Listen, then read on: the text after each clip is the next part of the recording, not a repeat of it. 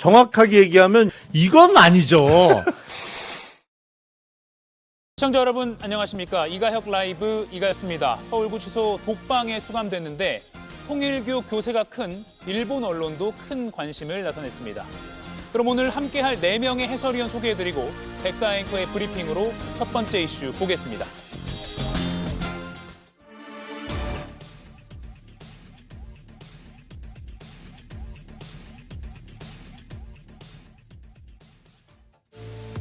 조희대 대법원장 대선 개입 의혹 관련 근거 편한 청문회 증인 참고인 출석 요구의 건을 일괄하여 상정합니다.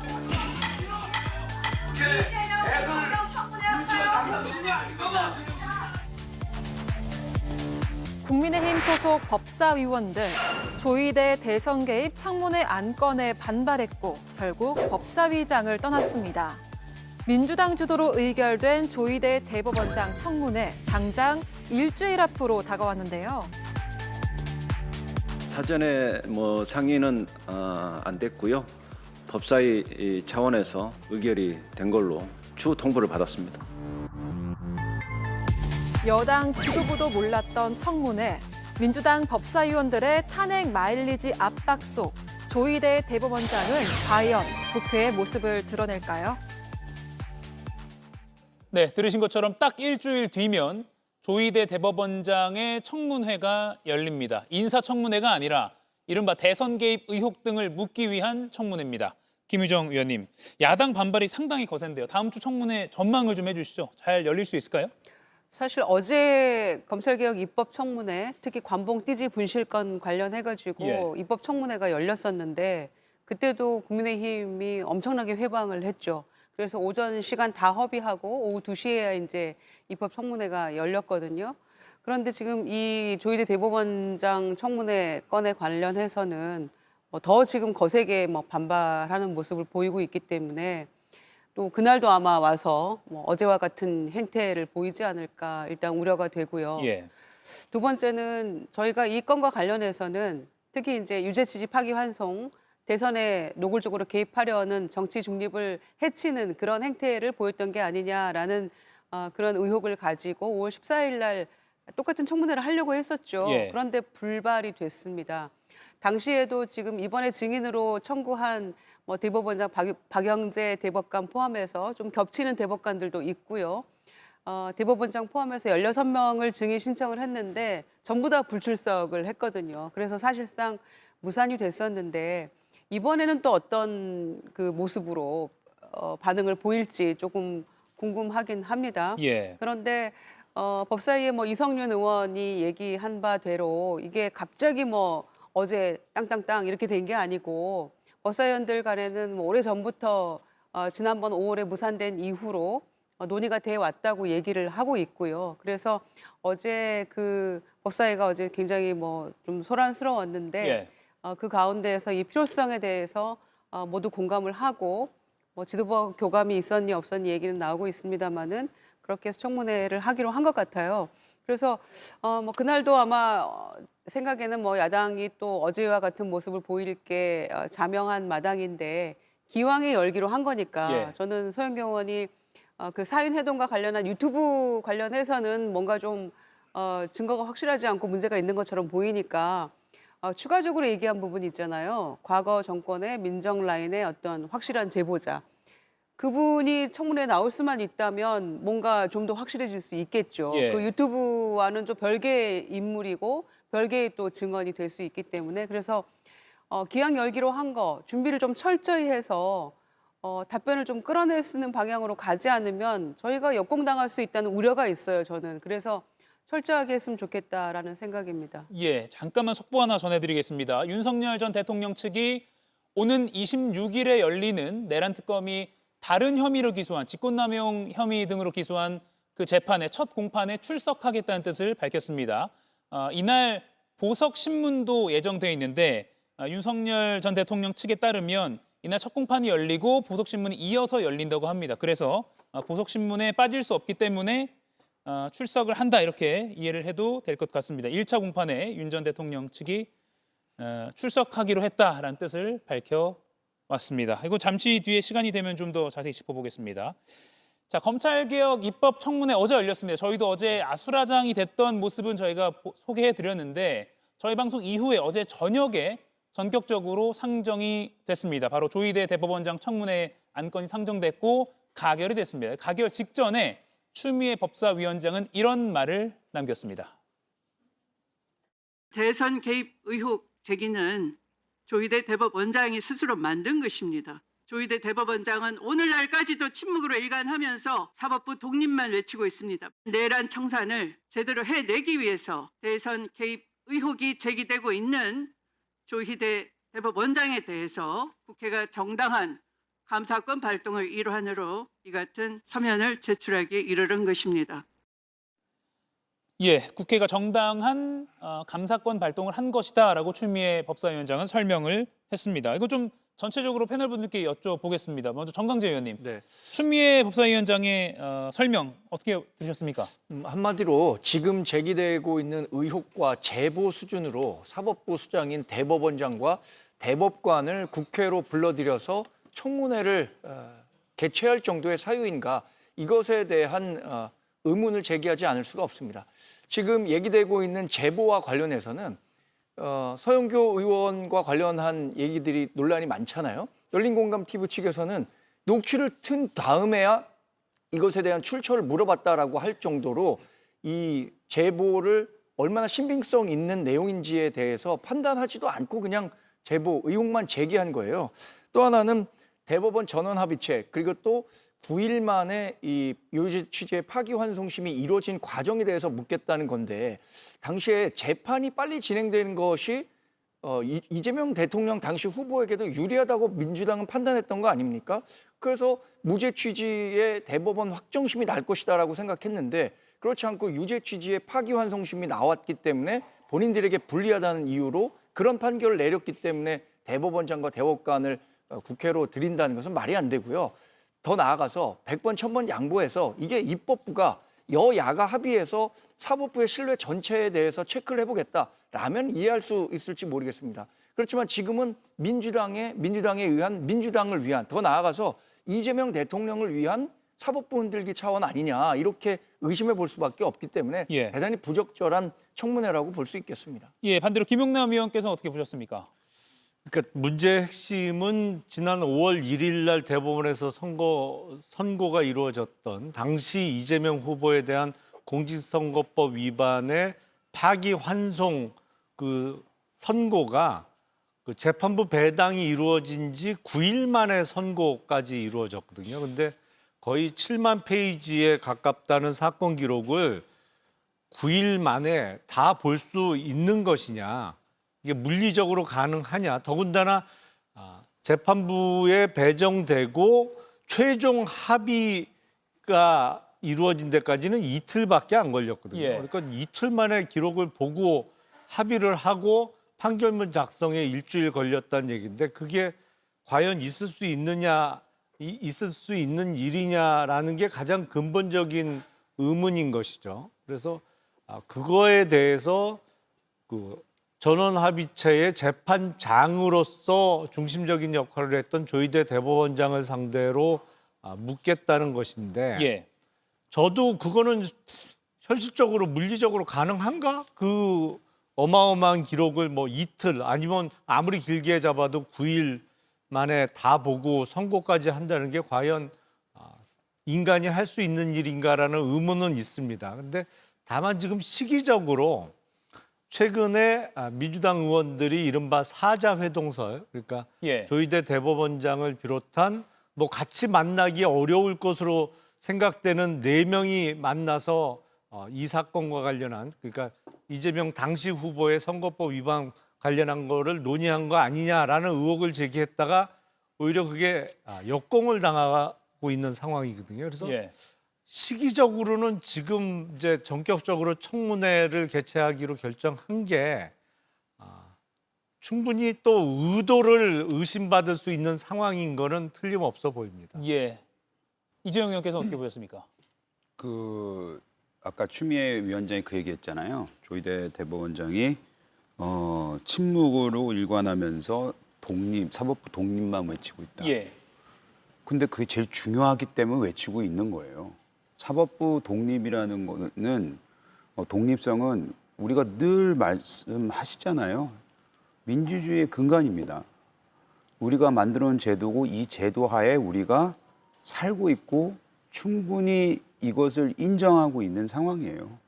이걸 흔들어 버리면은 그것이 바로 우리가 걱정하는 독재냐 사회주의 국가냐 뭐 이런 얘기 할 수밖에 없는 상황이잖아요. 근데 지금 민주당의 추미애 저런 법사위원장의 생각을 가지고 이거를 추진하고 있다는 것, 특히 앞서 김영남 의원님께서도 말씀하셨지만 거짓 의혹까지도 면책권 뒤에 숨어서 내뱉어 버리고 그 다음에 그거에 대한 사과는 없이 오히려 회동설 중요하지 않다라는 식으로 얘기해버리는 이런 민주당의 작태를 보면 과연 그 민주당이 이 해서도 안 되지만 이거를 청문회에 열 자격이 있나 이거에 대해서는 저는 국민의힘이 이번에 이렇게 반대를 하는 것도 당연히 맞지만 많은 국민들도 우려를 하고 있습니다. 예. 이주영 의원께서는 아까 제가 의견을 여쭙지만 이거 상권 분립 위배다 이런 말도 야당 쪽에서 나오고 있거든요. 그 부분은 어떻게 보십니까? 글쎄, 저는 그 부분에는 동의하기는 어렵습니다. 예. 왜냐하면은 대법원장에 대한 인사청문회 권한은 입법부가 가지고 있는 것이고 인사청문회를 통해서 대법원장이 이제 국회 표결을 통해서 물론 임명이 확정이 되는 거죠. 예. 그런데 피감기관이기도 합니다. 국회 법사위에. 그런 점에서 이제 10월이면 10월 중순에 이제 국감이 열리게 되는데 그때도 대법원을 향한 국감이 진행이 되거든요. 그런 점에서 일말의 의혹이 있다면 5월에 불발됐던 그 청문회에 대해서 열 수 있다고 저는 생각해요. 다만 김영남 의원님 말씀하신 대로 시기와 뭐 어떤 타이밍이라고 해야 될까요? 근데 이런 점에서 충분히 미심쩍은 눈초리로 볼 수 있는 여지를 남긴 점이 좀 아쉬운 점이긴 합니다. 예. 그런 점에서 공교롭긴 합니다만 뭐 이렇게 이걸 못할 일을 하는 것이다. 좀 이렇게 하는 것은 저는 동의하기는 어렵고요. 예. 특히 파기환 소신 관련해서는 민주당을 향해서 그때는 뭐 좋아하지 않았냐, 뭐 빨리 한다고 좋아하지 않았냐라는 얘기를 하고 있는데 그때 뭐 일부는 우려도 했습니다만 일부는 기뻐했던 것도 사실이에요. 왜냐하면 2심이 무죄였기 때문에 대법원에서 대선 전에 빨리 뭔가 정리를 해주는 모양이다라고 생각을 했기 때문에 많은 분들이 환영을 했던 것도 사실이거든요. 그런데 2심 결과를 완전히 뒤집는 판결을 내리면서 이렇게 속도전을 했다? 그 부분에 있어서 믿기 어려운 판결이었죠. 그 점에서 이거는 뭔가 상당히 대선 개입하려는 저희, 그다음에 특정 후보에 대해서 정치적 중립을 훼손하는 그런 모습을 대법원이 보였던 게 아닌가라는 측면에서 저희가 많이 의심을 했었고요. 그런 점에서 충분히 저는 물어볼 수 있다고 생각하고 직위원 그 재판부까지 다 포함해서 증인 채택을 했으니까 예. 우리가 우려했던 서부지법 폭동이나 또는 구속 취소 문제나 지금 뭐 하나 속 시원하게 들은 답이 없잖아요. 그 부분에 대한 거를 저는 충분히 물어볼 수 있다고 생각합니다. 이렇게도 여쭤볼게요. 김영남 의원님. 그 법사위원들이 어제 민주당 소속 법사위원들이 추진을 주도한 건데 원내 지도부는 이걸 몰랐다. 그럼 이게 모른다는 게 법사위 차원의 일이니까 뭐 그럴 수 있는 것인가? 또는 이거는 이 정도는 현직 대법원장을 증인으로 채택한 거니까 꽤 큰 일이니까 이거는 원내 지도부와 교감이 있어야 된다. 전제부터 어떻게 보십니까? 통상 이거는 원내 지도부하고 다 상의해서 잡죠. 예. 그러니까 이게 그냥 일반적인 청문회라도 사전에 조금 얘기를 주고받는데 네. 더군다나 말씀하신 대로 대법원장과 대법관들을 증인으로 채택하는 청문회이기 때문에 이 정도 사안이면 당연히 원내대표 어쩌면 당대표까지 미리 좀 상의를 하고 보통은 진행시키는 게 여태까지의 관례 아닌가 싶습니다. 예. 방금 저희가 대변인과 원내대변인의 코멘트를 보여드렸는데 다시 한 번만 보여주시죠. 사전에 당 지도부와 논의가 없었다라는 게 권향엽 민주당 대변인의 말이고요. 문금주 원내대변인도 사후에 통보받았다. 상임위 차원에서 한 것이라서 그대로 진행될 것이다 라고 했습니다. 이에 대해서 김병기 원내대표가 유감을 표했다는 보도가 나왔지만 또 이걸 또 반박하는 유감을 표명하거나 경고했다 등의 이런 사실은 없었다라는 게 현재까지의 민주당 내의 설명입니다. 네. 조금 보태면요. 한마디만 보태려고 예. 하는데 이렇게 중요한 청문회는 법사위 간사가 원내대책회의에 참석을 해서 보고를 해야 됩니다. 통상 저희가 이제 국정감사 할 때도 상임위별로 간사들이 이번 국감의 핵심 쟁점이랄지 예.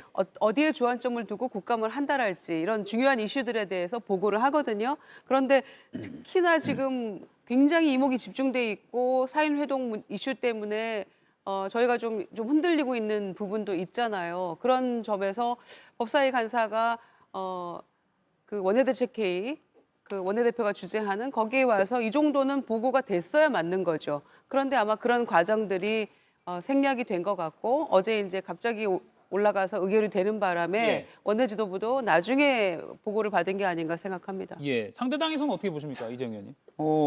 원내 지도부를 무시한 행위잖아요.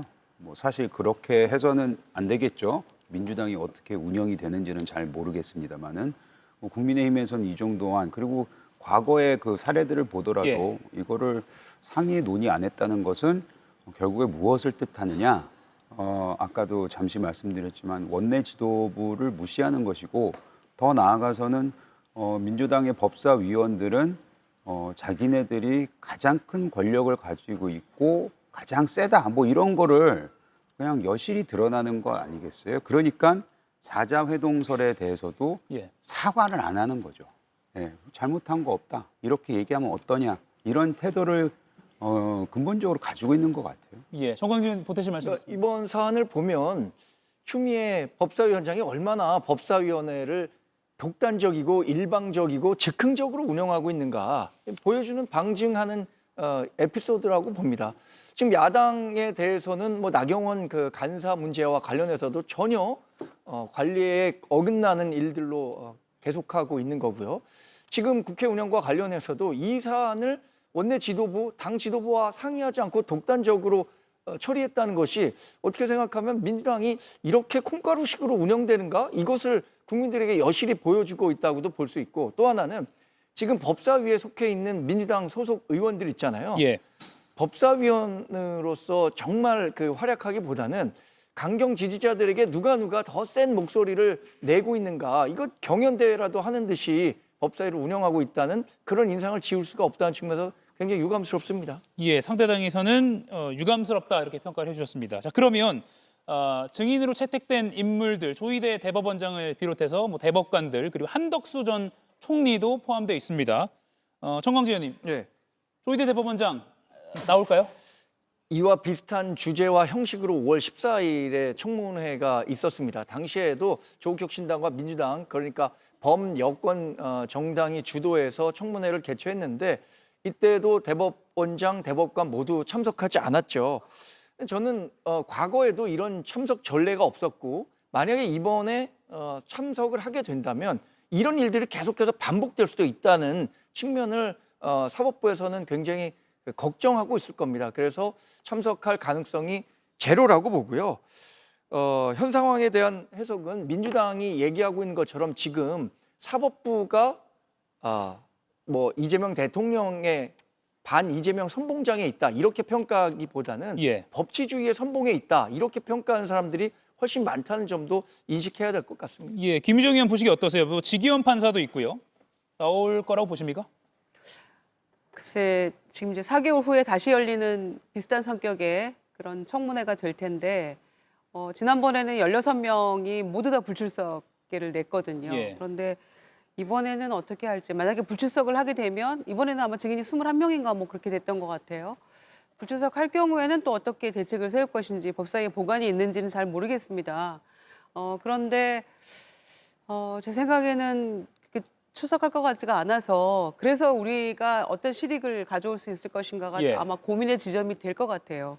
그냥 이 건에 대해서는 오후라고 별다른 차이가 없는데 그동안의 태도가 갑자기 급변해서 우리가 나가서 다 얘기할게 이렇게 할 수 있을까 이런 문제도 있고요. 아마 증인들 외에 다른 뭐 행정처장이랄지 이런 분들이 대신 나와서 뭔가 답변을 하려고 예. 하지 않을까 싶습니다. 어제 법사위 장면 하나만 더 보겠습니다. 논란이 됐던 부분이 있습니다. 바로 증인으로 나온 서울 남부지검 현직 검사의 태도였습니다. 너네가 그러니까 증거를 인멸했니 말았니 그러니까 구속이 돼야 된다 말아야 된다 뭐 이런 얘기들 하시는데 수사 지금은 제가 답변 드리고 있습니다. 위원장님 답변 드려도 되겠습니까? 위는 마이크 조금 전에 어떻게 올려놨어요? 그게 뭐 하는 자세입니까? 뭐 하는 자세요? 검사요? 마이크 똑바로 놔요. 마이크도 제가 다음은 오자는 위치에 못 전현희 놓습니까? 이게 의원님의 그런 자리입니까? 신문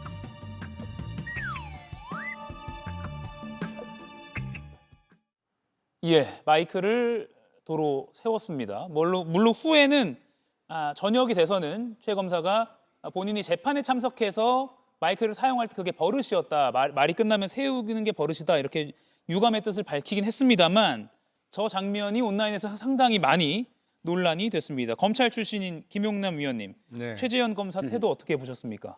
후배 검사시죠?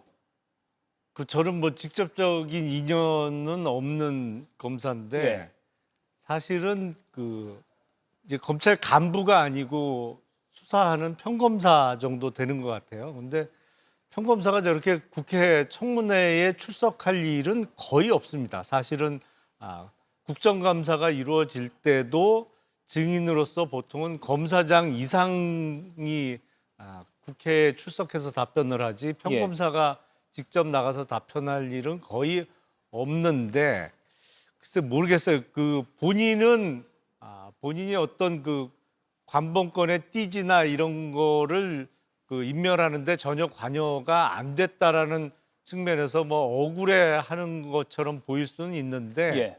적어도 좀 국회 출석했으면 마음에 안 드는 부분이 있더라도 기본적인 예의를 갖추고 최대한 겸손하게 답변 태도를 이어가는 것이 오히려 본인을 비롯한 본인 소속한 기관인 검찰에 대한 어떤 국민의 이미지를 조금이라도 나아 보이게 만드는 방법일 것 같은데 예. 하여튼 저렇게 나오면 또 국회의원들도 마땅히 방법은 없어요. 뭐 예. 소리치는 거 왜 어떻게 하겠어요, 저 자리에서. 그거는 잘 아는 것 같습니다. 정광준 어떻게 보셨습니까? 사실 청문회라는 자리가 들을 청자에 들을 문자입니다. 그러니까 귀 이자가 두 개나 있는 단어죠. 청문회. 그러니까 증인으로 나온 사람들의 이야기를 잘 들어야 되는데 질문을 하는 국회의원들이 굉장히 윽박지르는 듯한 모습을 많이 보여왔습니다.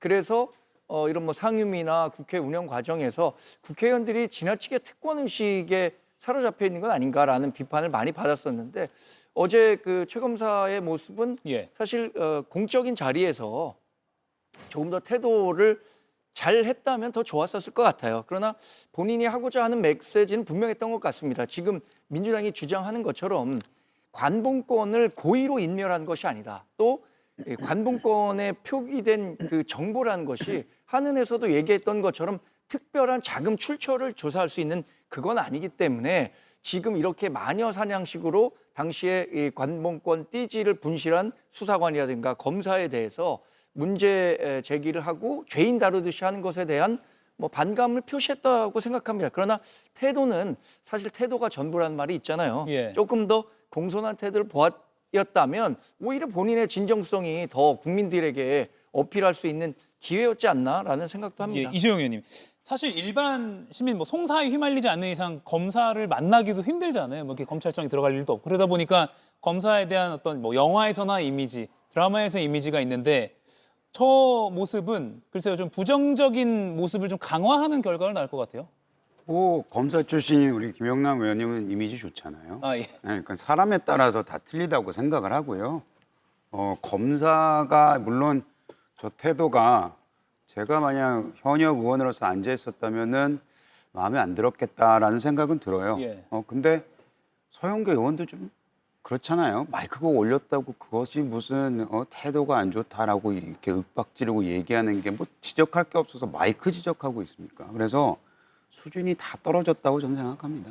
김유정 의원은 어떻게 보셨어요?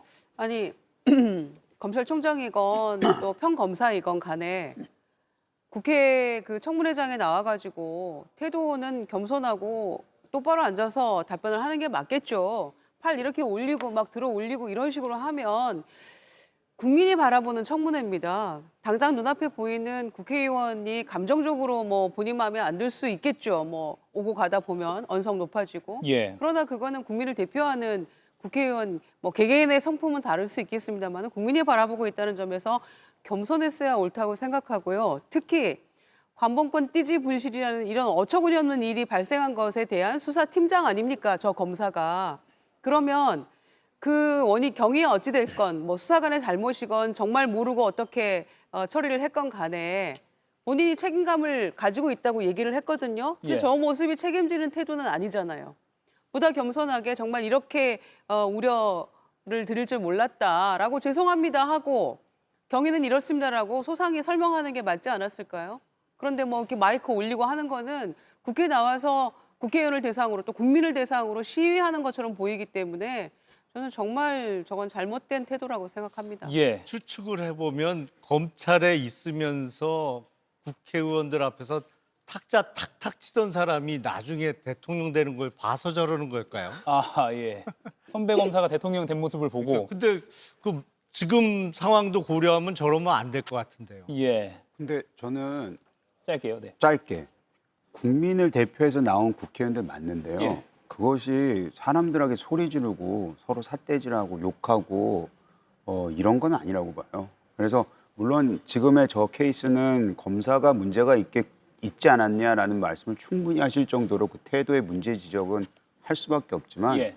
국회의원이 국민을 대표한다고 해서 모든 사람들을 상대로 저렇게 그 소리 지르고 윽박 지르는 것은 그거는 거기에 주어진 권한이 아니라고 생각합니다. 예.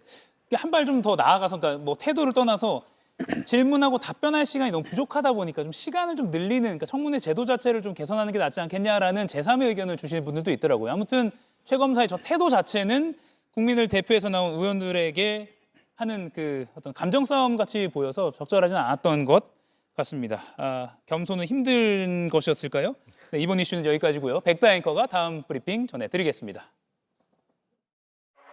권성동 의원에게 1억 전달된 거 정말 모르셨어요? 김건희 여사에게 목걸이랑 명품 가방 전달했다는 것도 보고를 못 받으셨던 거예요? 한국 정치에 대해 잘 모른다.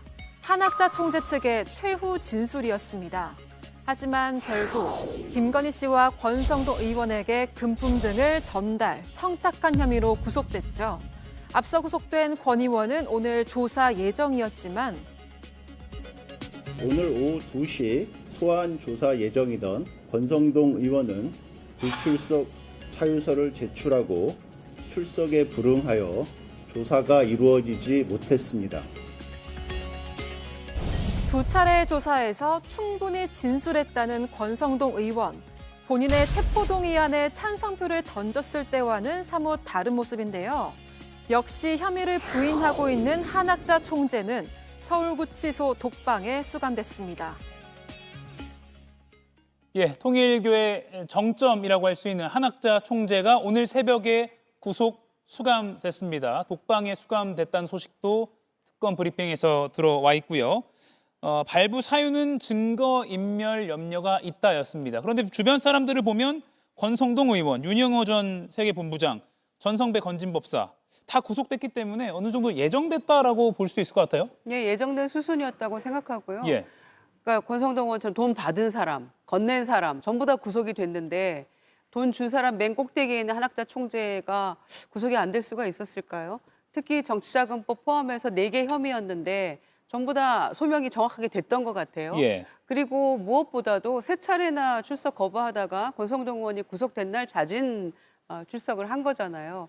그래서 조사를 받았는데 혐의를 전면 부인하고 또 나는 관여하지 않았다고 거짓말하고 그게 결정적인 사유가 됐기 때문에 증거인멸 우려 때문에 됐던 것 같고요. 예. 특히 김건희 씨가 구속됐을 때도 혐의 전면 부인의 거짓말, 특히 그 반클리프 아펠 목걸이 때문에 구속이 됐잖아요. 그러니까 이제 그렇게 해서 뭐 마땅히 구속이 됐던 것 같고요. 그러니까 혐의의 소명과 증거인멸의 우려 이거는 뭐 당연히 재판부에서 판단을 했던 것 같습니다. 예, 김영남 의원님. 근데 한학자 총재가 한국 정치 잘 모른다 이런 주장을 했잖아요. 예. 그게 이제 정치 자금을 제공할 이유가 없다라는 취지에서 그런 변명을 한 것 같은데 다른 종교 같으면 저런 변명을 할 수가 있어요. 나는 종교인이지 뭐 정치에 대해서는 관심도 없고 잘 모른다. 근데 통일교는 저런 얘기 할 수 없는 거 아닌가요?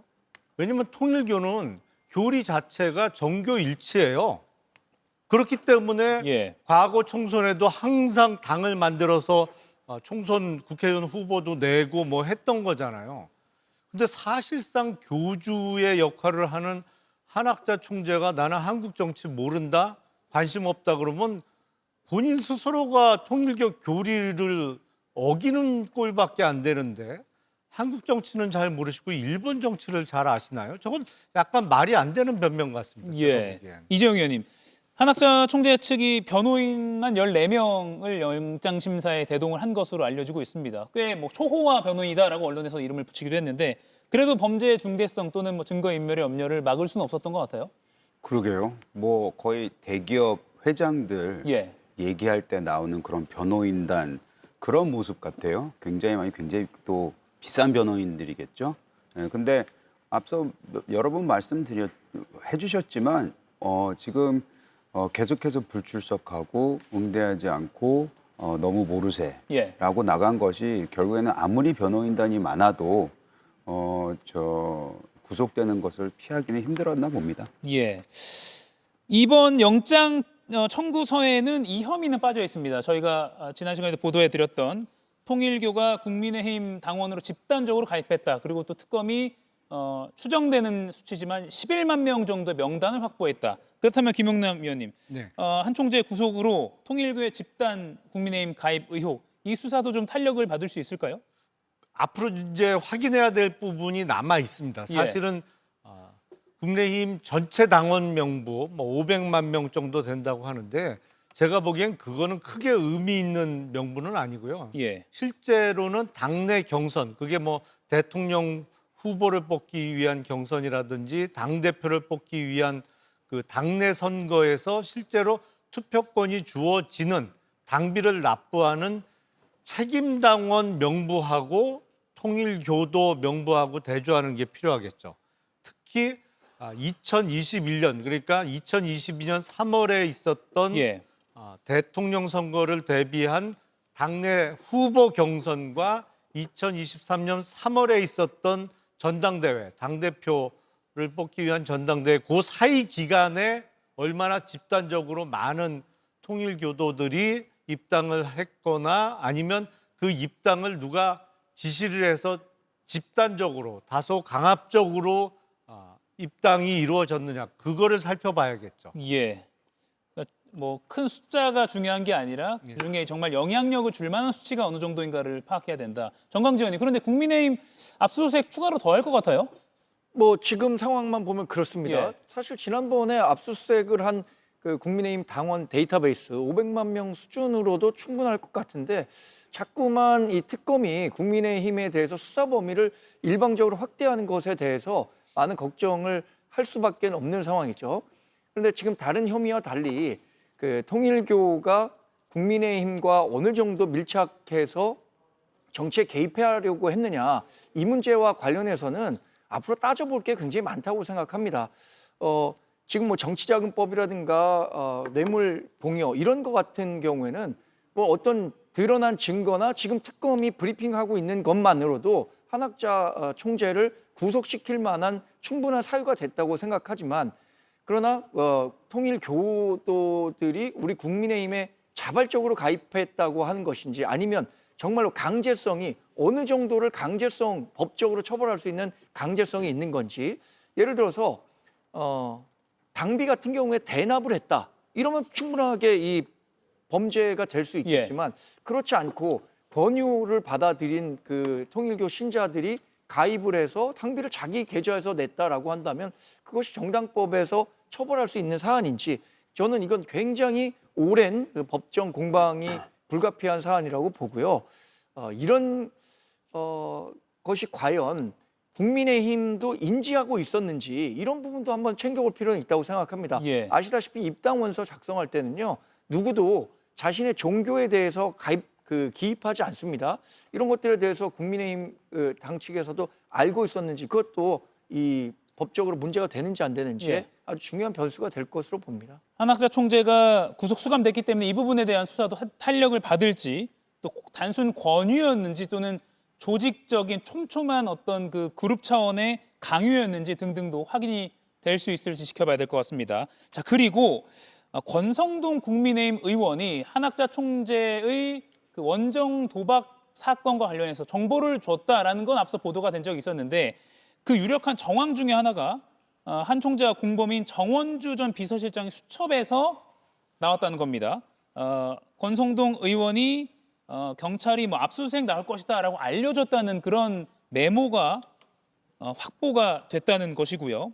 또 앞서 구속된 윤영호 전 세계본부장 공소장에 따르면 윤 전 본부장이 권성동 국민의힘 의원으로부터 경찰 수사 정보를 듣고 이를 한학자 총재와 통일교에 보고한 후에 증거인멸을 교사했다라는 내용도 구체적으로 언론 보도가 나오고 있습니다. 권성동 의원한테 1억 원을 줬다는 게 한학자 총재의 대표적인 의혹 중에 하나인데 그리고 그에 대해서 한학자 총재가 내가 왜 그럴 필요가 있느냐라고 특검 수사 받으러 나올 때 말을 하기도 했는데 정광재 의원님 뭔가 네. 반대급부로 줬을 수도 있겠다는 의심도 충분히 가능하거든요. 이렇게 좀 수사 정보도 알려주고 했다 보니 고마우니 지금 어떻게 보십니까? 구속영장이 발부된 사실만 놓고 예. 보면 한학자 총재가 권성동 의원에게 전달된 1억 원의 존재에 대해서 알고 있을 가능성이 크다고 법원도 판단했다고 예. 생각합니다. 그러나 한학자 총재로서는 지금 그 당장의 구속을 면하기 위해서는 이 범죄와 본인은 상관이 없는 일이다. 그러니까 윤영호 전 세계본부장이 개인의 일탈, 본인이 알지 못하는 상태에서 전달했다는 점을 강조하기 위해서 이런 말을 했다고 생각하는데 예. 앞으로의 재판 전략은 조금 달라질 가능성도 배제할 수는 없을 것 같습니다.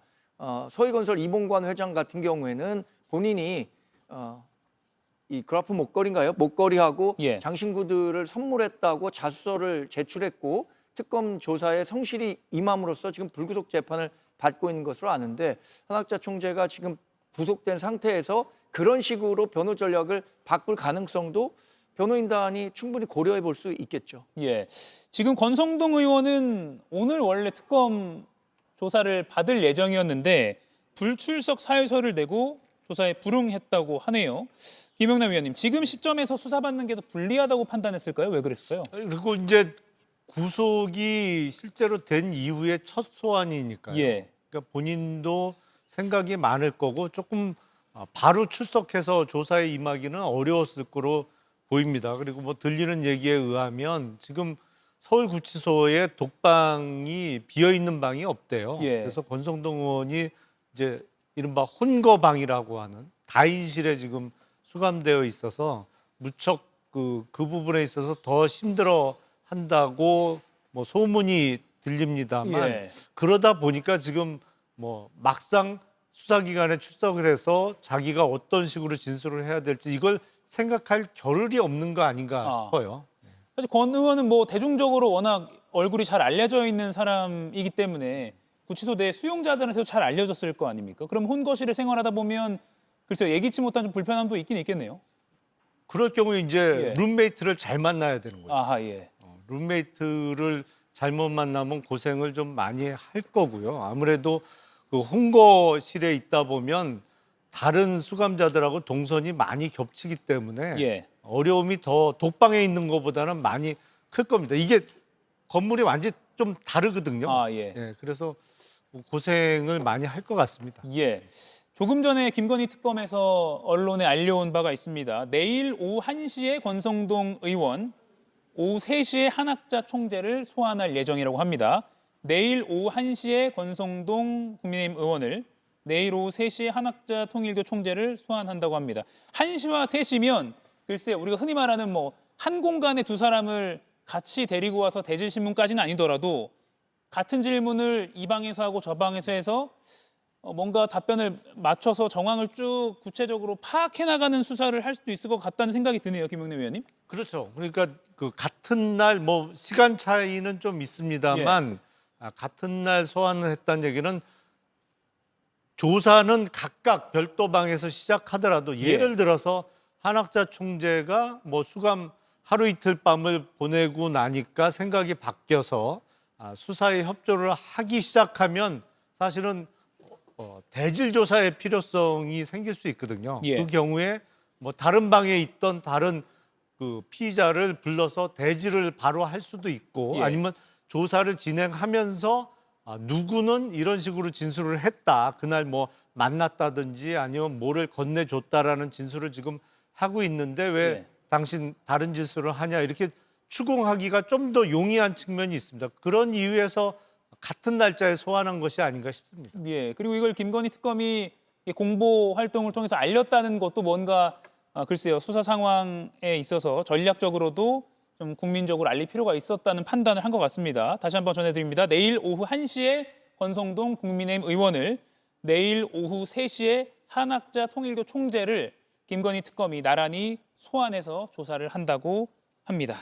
자, 그리고 또 한학자 총재가 조직적으로 통일교 전체가 움직여서 윤석열 국민의힘 대선 후보를 조직적으로 도운 것 아니냐라고 의심할 만한 중요한 정황이 JTBC 보도를 통해서 추가로 드러났습니다. 바로 참 부모님 서신 보고라는 내용을 저희가 확보한 건데요. 지금 보고 계시는 건 그래픽으로 제가 재구성한 내용입니다. 보면 통일교 하부 이제 조직으로 지구별로 지구장이 있는데 바로 대선 다음 날이죠. 2022년 3월 10일에 참 어머님께서 진두지휘해 주셨기에 하늘이 축복한 후보가 당선됐다. 최고 지도자 선택할 수 있는 내비게이션 주셔서 감사하다. 이런 멘트가 있었다고 합니다. 그리고 20만 축복 조직 힘이 얼마나 중요한지 대선 결과 0.8% 차이를 보며 깨우쳤다라고도 문구가 적혀 있었다고 합니다. 김유정 의원님, 실제 윤석열 전 대통령이 당선됐을 때 이재명 당시 후보와의 차이가 0.73%포인트 역대 최저 차이였잖아요. 네. 그 말을 저렇게 바로 대선 다음 날 해서 한학자 총재에게 보고를 했다는 건 어떻게 봐야 됩니까? 그거는 분명히 그러니까 당내 경선에 개입한 사람들은 뭐 책임당원일 수 있겠습니다만은 지금 20만이라고 하는 게 이제 교인 숫자를 그렇게 추정하는 건지는 모르겠습니다만 그렇게 보이죠. 예. 그러니까 모두가 똘똘 뭉쳐서 참 어머니가 지시한 대로 픽한 대로 윤석열 후보를 지지했다라는 얘기로 저는 읽힙니다. 예. 그런 점에서 뭐 이건 조직적인 대선 개입이라고 볼 수 있고요. 여기에 더해서 대선 일주일 전에 3월 2일 날 롯데호텔에서 120명의 간부들에게 직접 지시를 하지 않았습니까? 예. 이제 그런 흔적이 하나 있죠. 증거라고 보여지고요. 그다음에 3월 10일 날은 어머님 지시에서 진두지휘에서 이렇게 이겼습니다라는 편지를 보냈다는 거니까 그 5명의 지역장들이 이렇게 올렸다는 거 아닙니까? 뭐 내용들도 다 이제 대동소이하고요. 그게 하나가 있죠. 그리고 또 하나는 3월 30일 날, 그러니까 대선 이후에 한 3주쯤 지나서죠.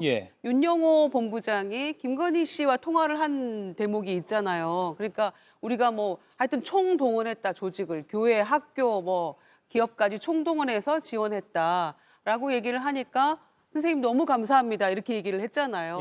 그리고 나서는 7월 달에 또 더 도와주세요. 조금만 더 도와주세요. 뭘 도와달라고 했는지는 아직 밝혀지지 않았죠. 그러니까 이렇게 통일교 관련된 총동원해서 이렇게 지원을 했다는 것을 통화를 했는데 여기에 대해서 한학자 총재에게 보고가 안 됐을까요?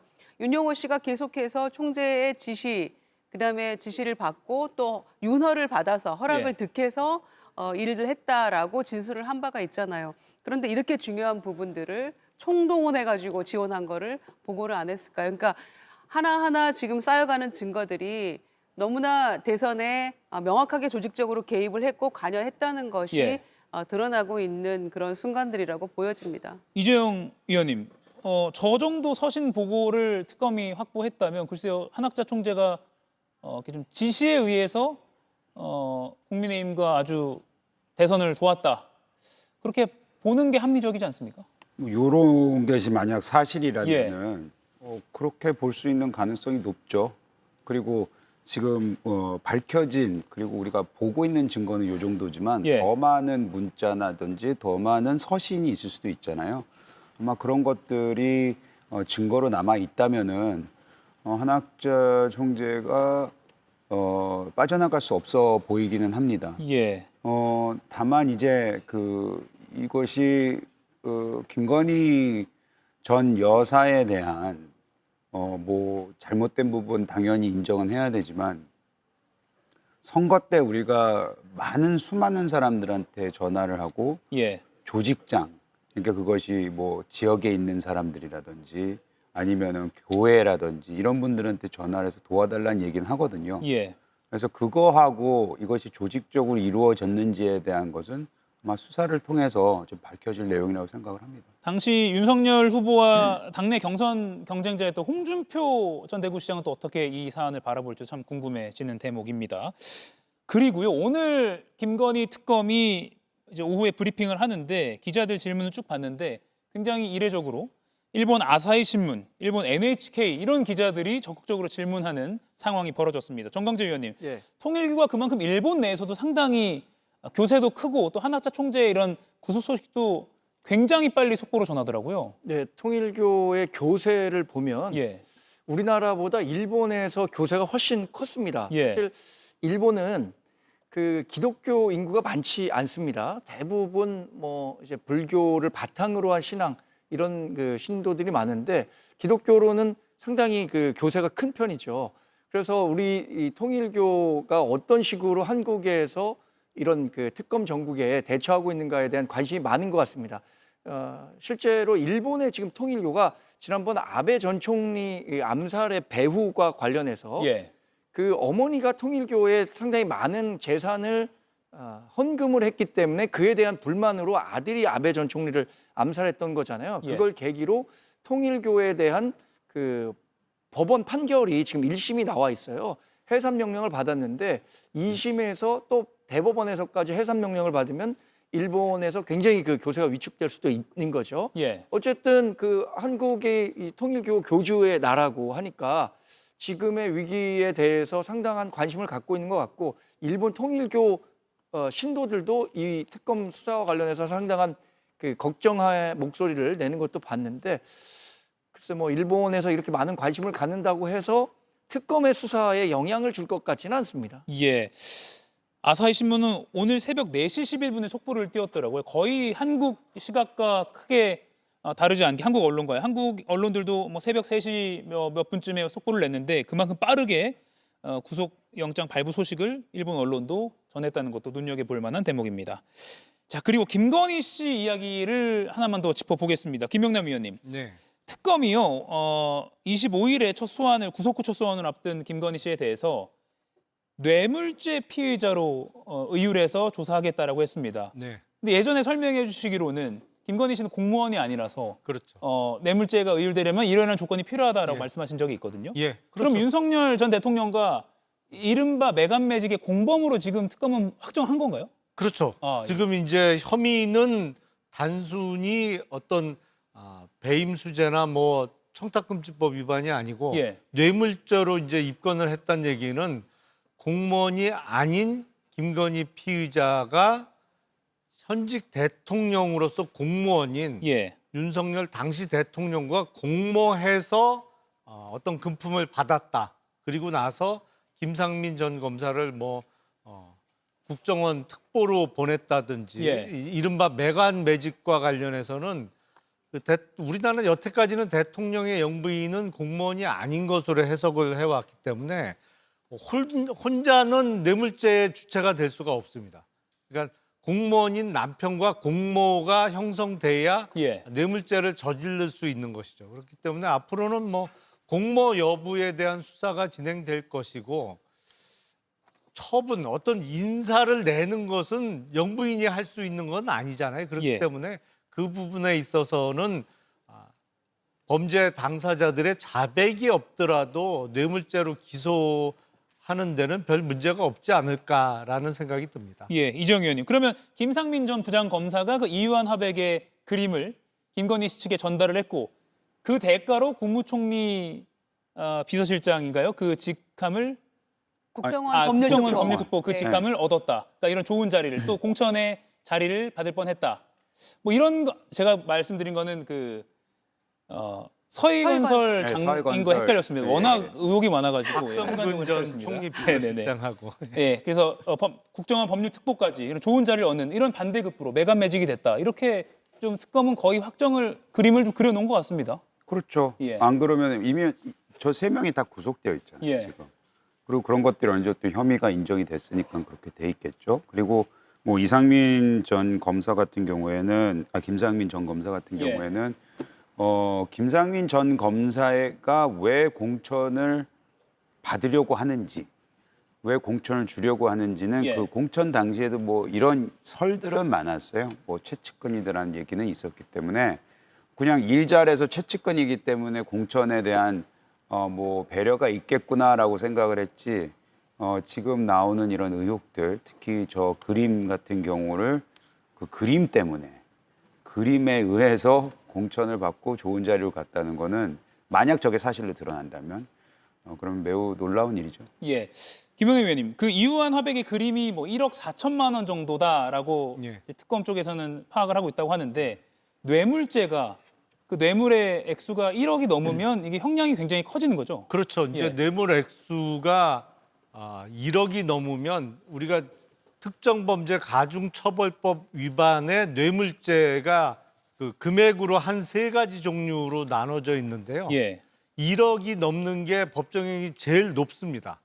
그래서 그게 이제 법을 만든 지가 꽤 오래돼서 그때 법을 만들 때만 해도 1억이 어마어마하게 큰 돈. 물론 예. 지금도 큰 돈입니다만 그때 법을 제정할 때는 지금 우리가 느끼는 1억보다는 훨씬 큰 금액이었죠. 그러다 예. 보니까 1억 이상의 뇌물을 수수하면 이거는 하한이 그러니까 가장 선처를 받을 수 있는 게 징역 10년 이상이에요. 그러니까 예. 무기징역부터 징역 10년 이상의 형이 법정형으로 규정되어 있기 때문에 뇌물죄 중에서는 가장 엄한 예. 벌을 받을 수 있는 범죄죠. 1억 이상의 뇌물은. 유죄를 전제로 해서 김건희 씨 측이 가장 잘 방어해도 징역 10년이 가장 하한선이다. 근데 이제 유죄를 전제로 해서요. 법원에서는 이런저런 사유로 이제 장량 감경 등 감경을 한 번 정도는 할 수 있기 때문에 예, 실제로 선고할 때 하는 징역 5년이라고 봐야 됐습니다만 예. 그건 감경 사유가 있을 때만 할 수 있는 거니까 예. 특별한 사유가 없다고 하면 적어도 징역 10년에 처해지는 범죄라고 할 수 있습니다. 예. 정광재 의원님, 예. 내일 김건희 씨의 첫 재판 모습이 언론 취재가 가능하게 됐습니다. 네. 법원이 허가를 했거든요.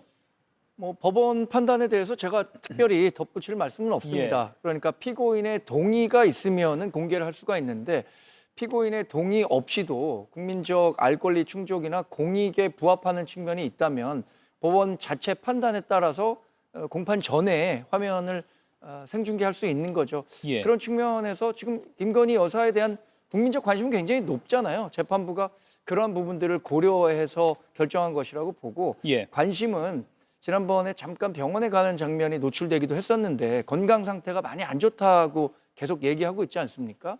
실제 공개된 화면을 통해서 김건희 여사의 건강 상태가 어떤지 이런 것도 국민들로서는 좀 관심을 갖고 지켜볼 것 같습니다. 예, 내일 김건희 씨가 법정 내로 들어오는 모습은 이 시간에 또 저희가 자세히 전해드리도록 하겠습니다. 마지막 질문입니다. 김희정 의원님.